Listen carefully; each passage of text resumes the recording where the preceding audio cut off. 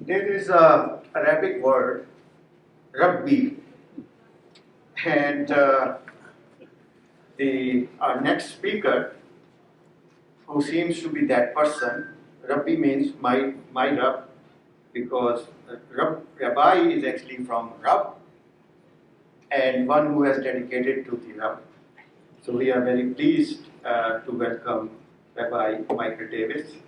He earned his BA in musicology at the Hebrew University in Jerusalem and continued his advanced studies at various academic institutions. His work has been displayed at the Art Institute of Chicago, and his activism was praised by Archbishop Desmond Tutu. During the course of his synagogue career, Rabbi Davis has worked in conservative, reform, and renewal congregations and has been closely associated with groups within the Reconstructionist movement. So, Rabbi Davis.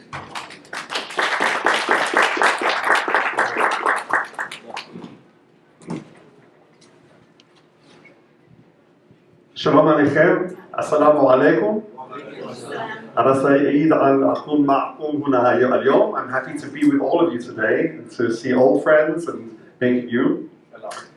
Many thanks to all the organizers, the organizations, and the people who make the organizations work.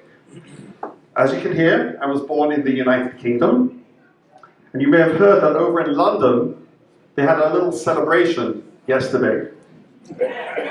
And while it was a step forward for the new king to invite faith leaders not of the Church of England to participate in his coronation service, I think our interfaith gathering is more serious, interesting, important, and equitable. I certainly intend to do my part to support that. And if you find my words provocative, I hope you will see that as an invitation for further dialogue. By way of introduction, I grew up in Israel, as you heard, having moved there from the United Kingdom as a child. The schools I attended in Israel were affiliated with the Messianic settler movement, the political force that rose to power in Israel just a few months ago, as you may have seen in international news. I moved here some 25 years ago on a clergy visa. I worked as synagogue clergy in suburban Chicago and the city of Chicago for over 20 years. I've also trained rabbinical students, future rabbis, for many years. But I've since joined the majority of the Jews of Chicago in leaving the organized Jewish community. This reflects historic downward trends in Judaism and the majority Christian culture too, as is well known. Today, I work as independent clergy. Consequently, I do not speak today for any Jewish mainstream organization, rabbis group, or the Israeli consulate, as any one of them would be the first to tell you too. I speak for myself on conscience. Our topic today is a call to conscience. I think the word conscience implies a penalty. Nelson Mandela is rightly revered for his fortitude during 27 long years of incarceration at the hands of the white apartheid regime of South Africa. He endured humiliation and isolation, and did so with his characteristic dignity. But Nelson Mandela was no different a man on Robben Island than he had been before as Zulu royalty, or the high-powered attorney he was prior to his imprisonment. Yet we intend to use conscience in specific contexts as prisoner of conscience. Conscience is made manifest when it is associated not only with having done the right thing, but also in having paid for having done the right thing. In that sense, in my own small way, I can claim to have a share in conscience. The penalty I incurred was relatively light. I was fired and effectively barred from employment in synagogues in Chicago and the US. And I believe I bring that credibility to this gathering. Why was I fired? I was informed that the reason for my dismissal was my position that Palestinians deserve equal for rights under Israeli law here in Chicago. I will talk today about how answering the call to conscience opened up a new and exciting direction in my life. But first, I must preface that with a few points. This might be the provocative part, so this is the invitation to respond later. 1. The issue which precipitated my effective blacklisting was not my public words or actions, of which there is a record, rather my beliefs. When my position on equality for Palestinians in Israel-Palestine became known to those who enforced that kind of political orthodoxy, I was branded as a heretic and I was out. 2. I want to stress that this suppression of dissent is not a Jewish value that I recognize in my tradition. On the contrary, Judaism famously celebrates diversity of opinion, including on key issues, as every other rabbi will also tell you. 3. To the meat of the matter. Supporting Israel's Jewish-only regime, or majority regime, is not the opinion of the Jewish community as a whole, but is solely the opinion of the official organizations that you will hear from. And there is a wide gap between the organizations and the community. The data is unequivocal. The majority of Jews are, like me, not affiliated with organized Judaism. Even the minority who do affiliate with a synagogue in a formal sense are overwhelmingly not actively involved. Jews tend not to be religious. Big secret. They join synagogues for a variety of reasons.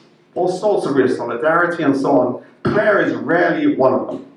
They are mostly nominal members.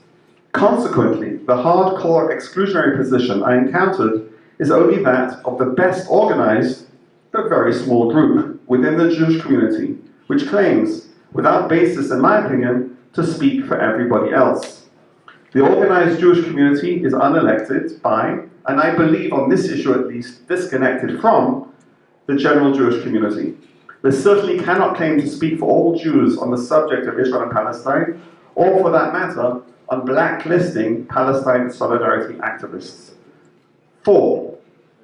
Having said that, I will not use the remainder of my time to level accusations at my colleagues. This is because firing people for supporting democracy and equal rights in Israel-Palestine is not a uniquely Jewish problem. Similar employment guidelines apply in academia and other non-parochial institutions in the US and beyond. Zionist orthodoxy is enforced in universities and other public institutions, not on account of the minuscule Jewish community in the States, but on account of the United States continuing to be a Christian country, be it a secularized or more religious Christianity. And the fact is that Zionism has always been a predominantly Christian cause. After all, back in the mid-19th century, it was European and American Christians who launched Zionism, a whole generation before Jews adopted this new political ideology. Later on, at the end of World War I, it was Lloyd George, Lord James Balfour, and the other Christian leaders in the British government who anointed Zionism, giving it political muscle. By the way, the sole dissenting voice in that Christian cabinet was its only Jew, Edwin Montagu. Finally, to this day, by far the largest group of ardent supporters of Zionism are not Jews, but the much larger and more ideologically reliable, from a Zionist point of view, Christian community, the tens of millions of Christian Zionists in the US and beyond. And so to our topic, answering the call to conscience. On the central question of the political future of the Holy Land, I stand for ending the Israeli occupation of the West Bank, ending inequality under Israeli law, and dismantling Israel's non-democratic systems that make Israel a so-called Jewish state at the expense of the democratic values of everybody. I left first Israel and then the organized Jewish community here over this issue of Palestine. And my continuing exodus has pointed me beyond the wilderness to a new promised land. And this is the fun part, gotten through the controversial stuff. And to something which has grown to become a huge part of my life. And this has become the studying and now the teaching of Al-Lugha al-Arabiyya, the Arabic language. Let me tell you some of my story with the Arabic language. I grew up in Israel, surrounded by Arabic, on TV, road signs, and so on. but mainly it was the people who spoke Arabic all around me. This is because the population between the Jordan River to the east and the Mediterranean Sea to the west is split more or less evenly. Half Israeli, half Palestinian.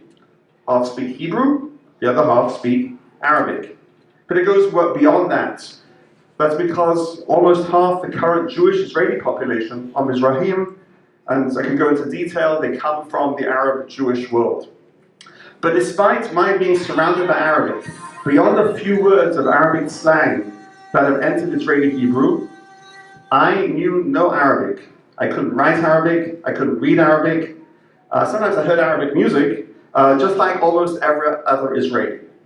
And this was no accident in my education or community. This is thought out. Israeli Jewish identity is constructed in opposition to Arab identity. In Israel, being Jewish means not being Arab, by definition, and vice versa. And this is a legal, social, and religious construct. The binary opposition in Israel between Jew and Arab is mirrored here in the US. We have the regrettable but useful term for this purpose, Judeo-Christianity. Heard the term? Judeo-Christianity. It's a long, convoluted history. It is premised on the exclusion of the third of the three Abrahamic monotheisms that's not mentioned in this name, by extension the Arabic world, Islam. And in this version of Christianity, Jews are offered a false embrace, a pact to jointly repudiate the Arab world. And I believe Jews drink from this at our peril. Under Judeo-Christianity, what are we Jews called to reject? To all of us. To my mind, as an American, an expat Israeli, and a Jew, there are at least three groups on the Judeo-Christian chopping block. One, the world's Muslims, not a small group. Two, the Palestinian people. And three, numerically smaller but hugely significant from my perspective as a Jew, a rabbi, and Israeli, are the Mizrahim, the Arab Jews, the Jews of the Arab world. The common denominator between these three, the Muslim Ummah, the Palestinians, and the Mizrahim, the Arab Jews, is the Arabic language. For Muslims, the Fusha of classical Arabic and the Quran that we heard here so beautifully chanted and described is a unifying religious language. Palestinians have the Shami Amiya dialect they use in daily speech. And Arab Jews have the Arab Jewish dialects that emerged as distinct local variants in Baghdad and Cairo and elsewhere. Until a few years ago, all of this was foreign territory to me. My journey since with Arabic has been nothing short of revelatory. As an Israeli and American, this engagement with Arabic and Palestinians has been an ongoing process of humanizing Palestinians, undoing years of subtle and not so subtle indoctrination, prejudice, opening my eyes to my ignorance that so often leads to false assumptions. My Arabic teacher, a Palestinian Muslim woman teaching me from her home on the West Bank, generously opens my eyes to the realities of her life. Looking across the Israel-Palestinian divide, I also find myself gazing into a mirror, seeing myself and the Hebrew language in the Arabic. For Jews, Hebrew and Arabic are intertwined. After all, as I recently learned, at one point during the Middle Ages, some 97% of the world's Jews spoke Arabic. 97%. It's in our history. I continue to grow in Arabic, and I've turned to teaching Arabic to future rabbis and other committed students. Frankly, this is groundbreaking territory. I know of nobody else, no other rabbi doing this work, and I look to see it grow.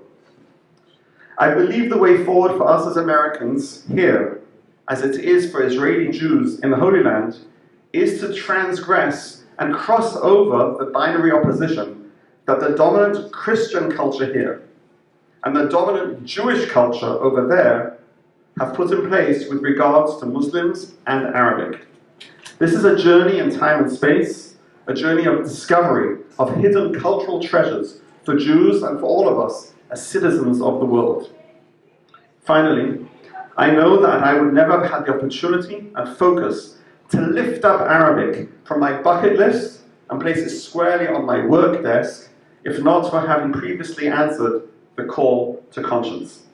I believe in humanizing that which has been demonized and silenced, and I believe we liberate ourselves when we liberate others. And accessing the Arabic language is one way forward to Jewish and Western liberation. And this is the work I am committed to do. I will be speaking about this at the World Parliament of Religions, and my next course, Introduction to Arabic as a Jewish Language, opens this June. Please tell all your Jewish and other seminary friends, and I look forward to your questions. Thank you for your time.